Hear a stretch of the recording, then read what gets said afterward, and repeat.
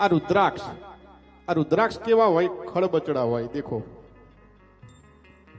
રુદ્રાક્ષ કોઈ દિવસ લીચ્છા ના હોય. આ ખળબચડા કેમ હોય? આંસુ જમીન ઉપર પડે અને કેવું અલગ અલગ વિખરાઈ જાય. એવી રીતે રુદ્રાક્ષ પણ જે છે ને એ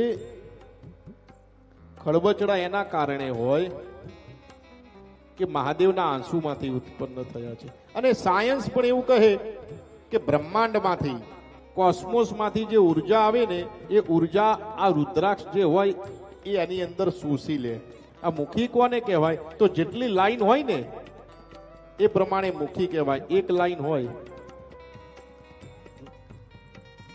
એક મુખી રુદ્રાક્ષ, બે મુખી રુદ્રાક્ષ, ત્રણ મુખી. આ મુખી કોને કહેવાય? તો આ જે પ્રમાણે લાઈન હોય એ પ્રમાણે મુખી કહેવાય.